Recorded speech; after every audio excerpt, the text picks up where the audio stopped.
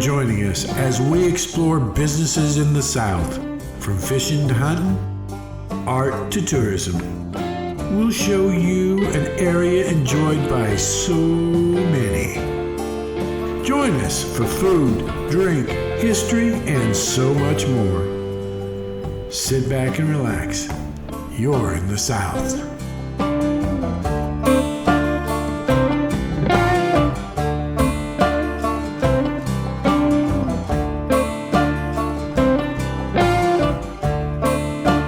Business Southern Style, being brought to you by the South Carolina Artisan Center, Colleton County, and the Yemassee Shrimp Festival.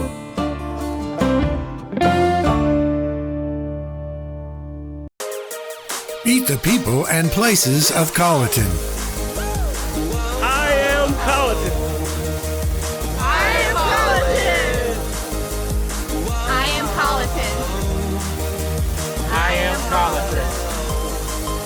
I am Colleton. I'm Colleton. I am Colleton. So come visit us today in Colleton County. Hi, I'm David Smalls. Welcome to the South Carolina Artisan Center.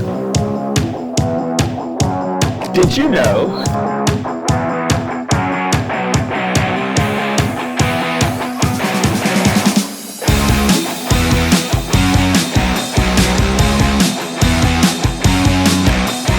if you love art, you should come visit us at the South Carolina Artisan Center. I love it. I love it.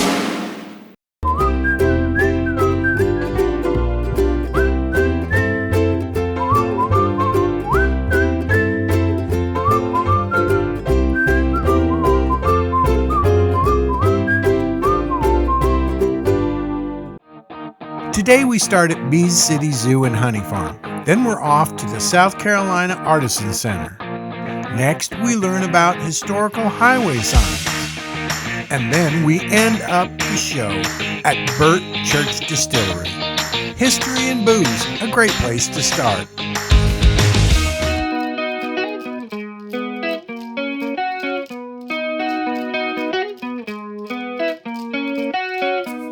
Bee City's Zoo and Honeybee Farm. We started off with a City of Beehives Dad created when he retired. It was a retirement hobby that got out of hand. But that's exactly how we started.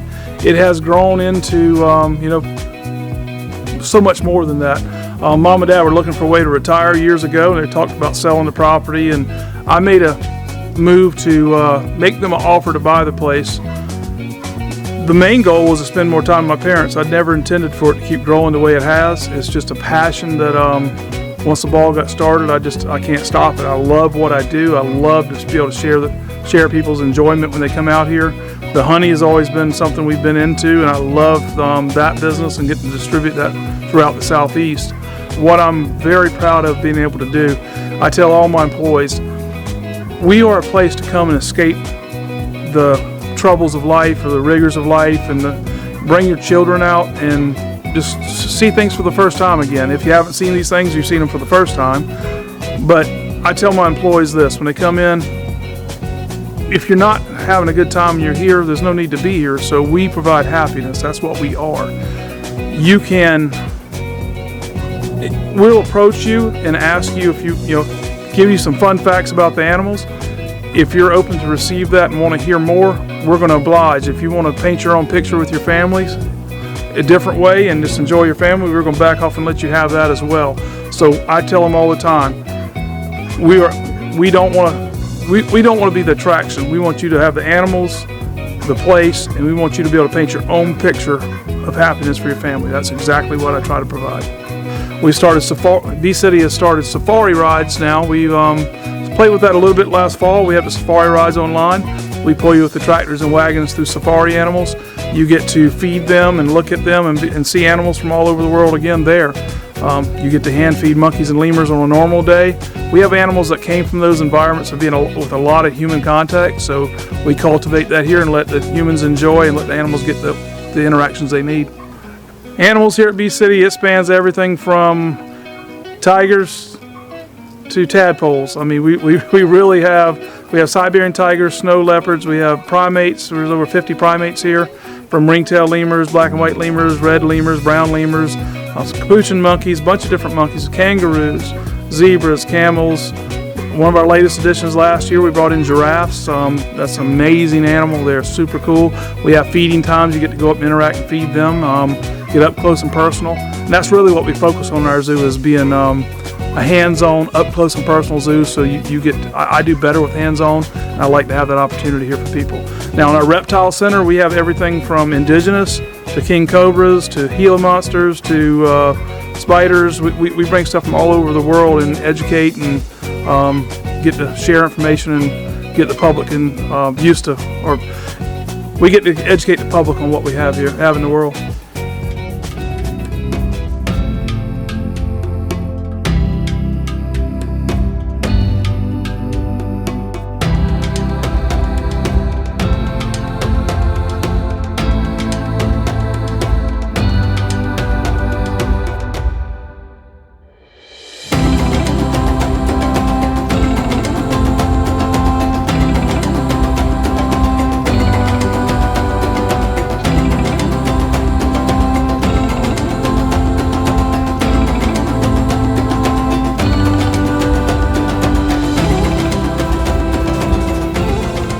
Yep, Bee City is located pretty much between Somerville and Walterboro, but it's on the Highway 61 side. Our address says Cottageville.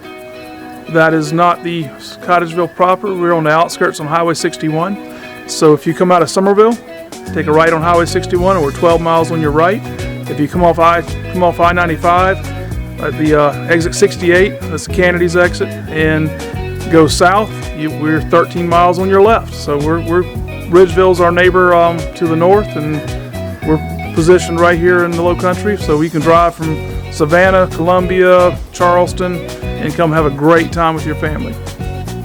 So many different options to have a good time, to do it your way. We have everything from your normal day here, visiting the zoo and feeding animals, interacting and learning, to encounters, safari rides, giraffe feedings, Christmas festivals, Easter festivals. Look at holiday schedules online at bcityzoo.com, and you can get all the information and more there.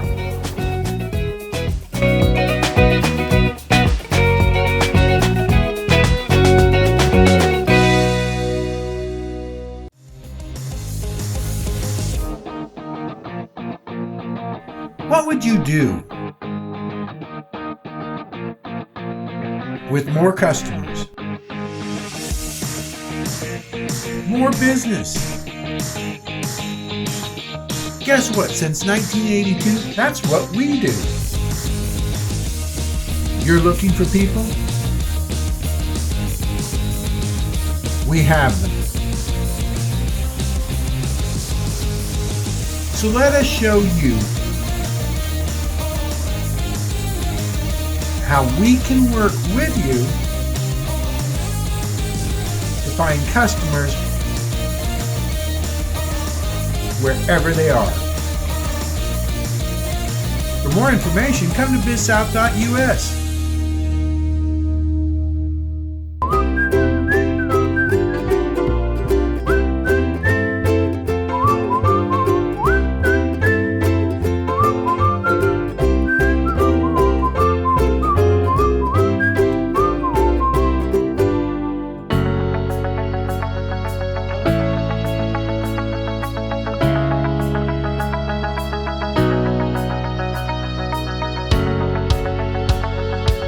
Hi, I'm David Smalls. I'm the Executive Director for the South Carolina Artisan Center located in Walterboro, South Carolina, along the coast of South Carolina between Charleston and Beaufort. But we are the leading folk art and craft center in South Carolina. We have 215 artists from all over the state. Out of the 46 counties, we have 35 that are represented. We have everything from metal to sculptures to wood, ceramics, jewelry. It is the home for the leading artists in South Carolina.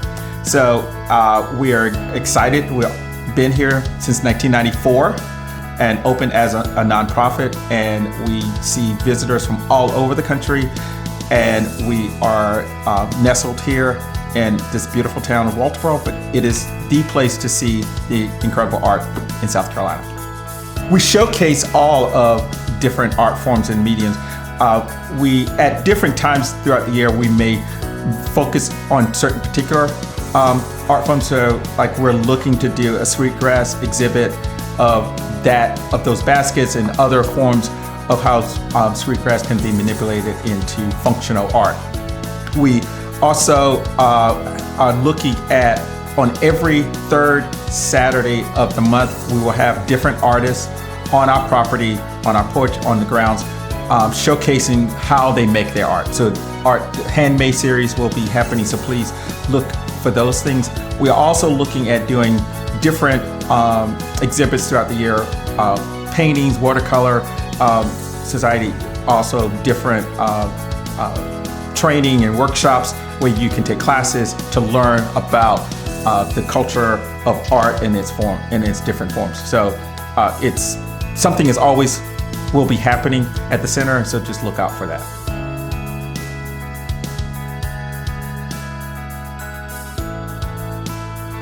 The South Carolina Artisan Center was created as a rural economic development project using the art to focus and make cash registers ring.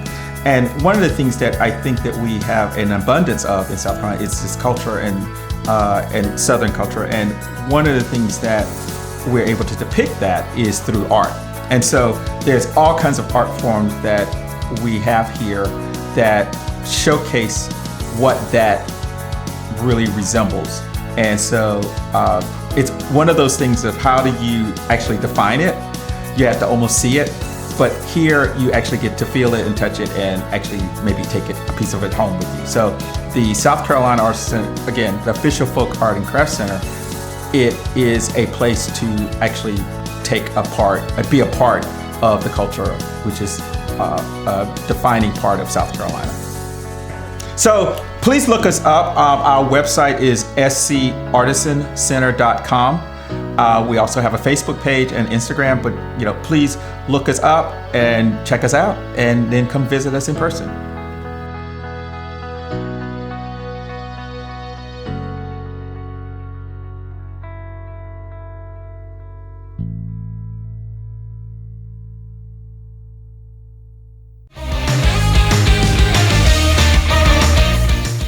Hey, come to the website, get free, no obligation recipes. Or join us for an authentic Gullah recipe. BusinessSouthernStyle.com. Delicious. Tasty. Yummy. Sweet. Delicious. Spicy.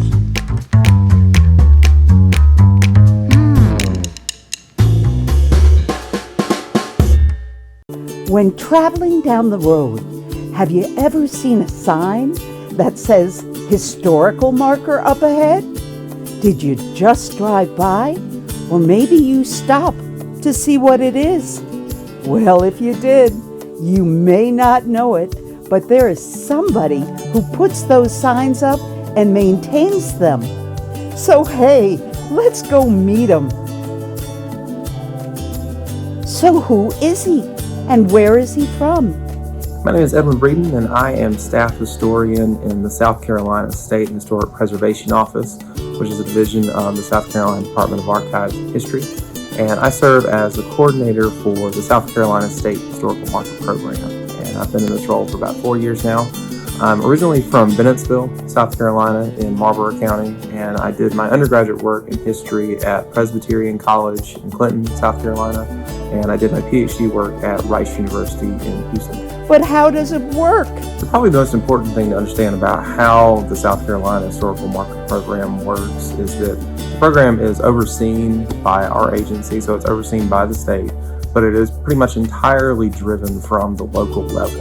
Pretty much any state historical marker that you see up along the side of the road somewhere, it was originally proposed, funded, installed, and is ultimately being maintained not by our office, but by local sponsoring organizations.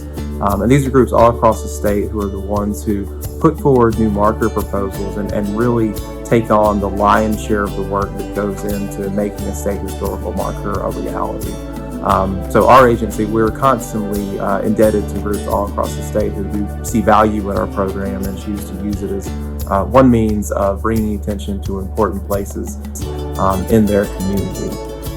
How do you get a sign? In terms of the actual application process, the way that it works is basically that these local sponsoring groups, they submit proposals for new markers to our office. We review the application, make sure the topic seems eligible for the program, and if it is, then we'll work with them to conduct additional research on the marker subject. We work with them to develop the inscription that's going to be on the marker, and once we've come to an agreement on the exact wording that's going to be on the marker, and it's approved by our agency director, at that point, it's considered an officially approved state historical marker. Okay, so tell us a little bit more. The purpose of the state historical marker program, it is education. And so what that means is that we have to look at all the subjects of markers with very neutral and, as much as we possibly can, objective lens. And we have to interpret the history of those subjects in a very matter-of-fact sort of way. And so with the state marker program, what that means is that we approve markers for places that are important, and they're important for reasons that most people today would look back on and see as something worth celebrating. But we also approve markers at places that are important for reasons that most of us today would look back on and see as something that was very tragic, something that was terrible. But it's still important, and it's still something that's important for understanding our state's history. And so because of that, we try to take a very uniform and basic approach to all of the subjects that are being marked through our program. In terms of major changes in the program, probably one of the biggest has been the increasing representation of different groups of South Carolinians through the program, the most notable being African Americans. For the first several decades of the program's history, there were very few markers that were approved at places that were important because of associations they had with African Americans.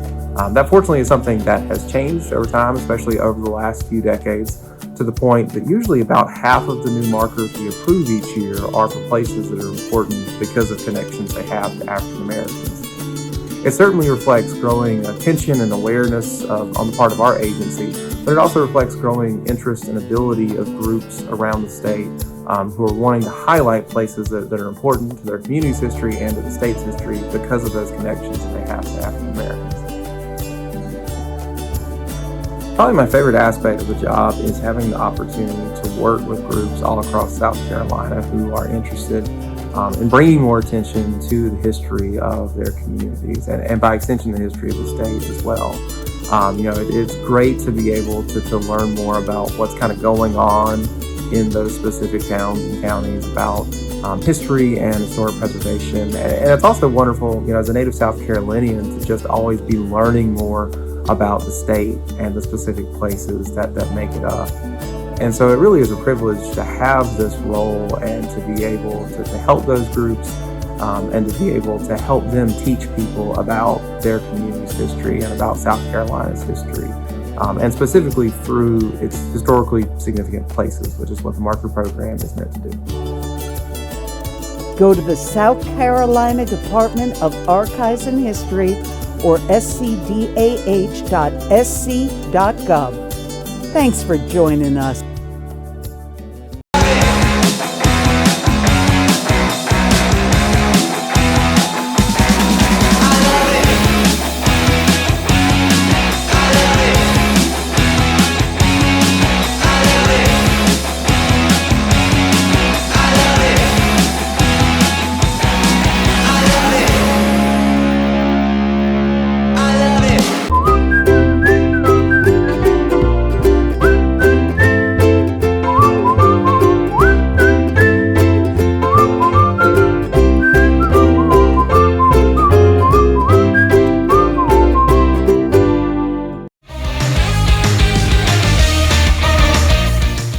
Hey, come to the website, get free, no obligation recipes. Or join us for an authentic Gullah recipe. BusinessSouthernStyle.com.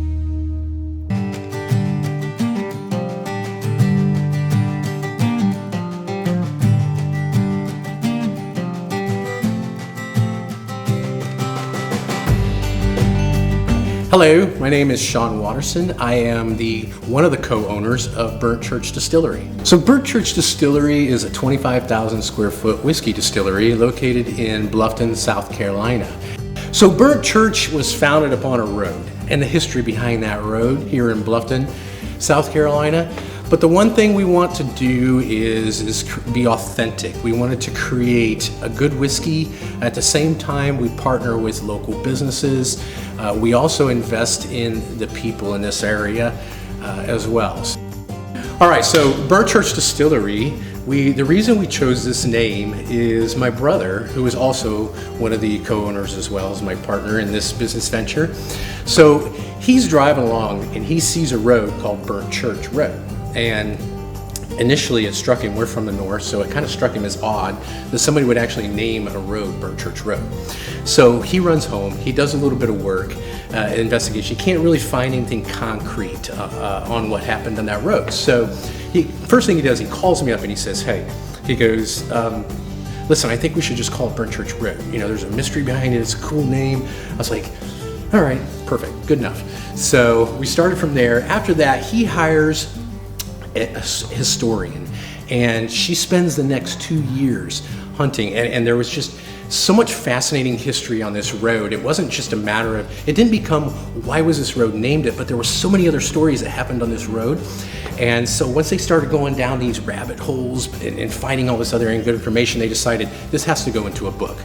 But some of the history that you'll see is what we did was, instead of telling the story of whiskey when our visitors come in, we decided to tell the story of Bluffton. And they're able to read little bits about Bluffton.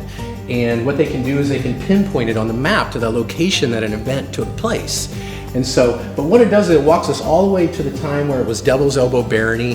And so those are some of the cool names that we took and we put them inserted into our brands, like our gin, for instance, which is Devil's Elbow Gin.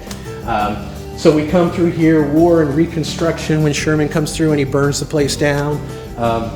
15 buildings are left standing. So what we did was we created a whiskey that was 80% Carolina Gold Rice in a mash bill, which is a huge shout out to this area because Carolina Gold Rice was actually grown in this area.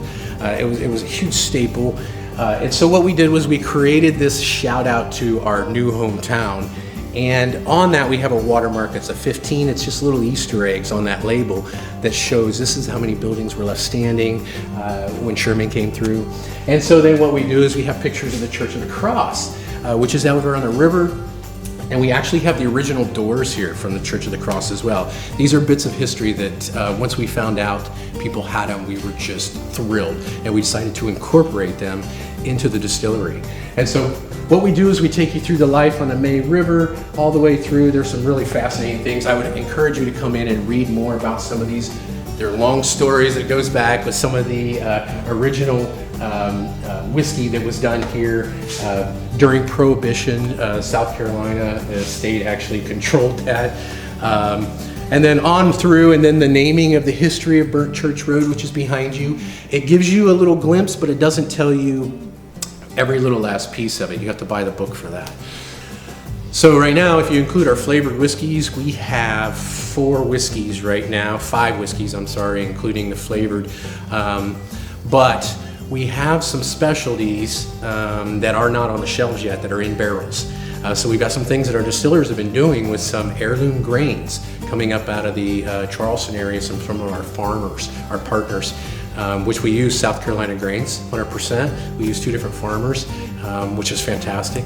And so we have some heirloom stuff that's in barrels right now. So we will have more, and we're working on another brand this year. It's another bourbon, but that'll be coming out. But on the shelf right now, we have a 6-grain bourbon. We have Johnny Fever, which is a very popular 4-grain bourbon. We're actually out of it right now. We'll be hopefully tapping some more barrels this summer, and getting some of that out there. But it's only sold in-house, that particular one, for now. We'd like to take that into distribution in around 2025. And then the other one we have is the Bluffton Whiskey, which is a shout out to this area. It's a beautiful antique label, 80% Carolina Gold Rice. And then we have our rye, which is just, it's an incredible rye, and which is named Palmer Stretch. And Palmer Stretch was actually the name of Burnt Church Road before it was Burnt Church Road. So there's a little bit of history there as well. And then we have our cinnamon whiskey, which actually uses some of our rye in there. It's a flavored whiskey. It drinks at a much lower proof, a little bit sweeter. But all in all, that's what we have on our shelves right now, but we have many more blends that'll be coming as well. But most of your local liquor stores carry our products. You can actually go onto our website, it's burntchurchdistillery.com, and we have a finder page on there that you can go to, and you can kind of plug in your area, you can plug in what type of spirits that you're after that we carry. We originally, now we're in South Carolina, as I mentioned. We're also in Georgia, and we just moved into the Tennessee market. So being relatively young, we'll be hopefully moving into many more markets, but you also got to have the liquor for that as well. So the whiskey needs time to age, but we will be moving into more markets here in the near future. All right, so you can find Burnt Church Distillery at 120 Bluffton Road in Bluffton, South Carolina, and also visit our website at www.burntchurchdistillery.com, and then also plug us in and look for us on social media. We've got a lot of great cocktail recipes. We also have events that we hold here. So I would like all of you to come visit us at Burnt Church Distillery. Come take a tour in our mercantile. We got a lot of really cool local things here, as well as some of our merch that we have with Burnt Church Distillery. And come visit, study the history wall, things that I've told you about. Come and look through the wall, spend some time here, and walk into the sanctuary. You can have an amazing cocktail. You can have delicious food that we prepare here on site. In addition, take a tour of the processing area. You'll see all the stills and the tanks. You'll see how it's all done back behind the scenes. Thank you.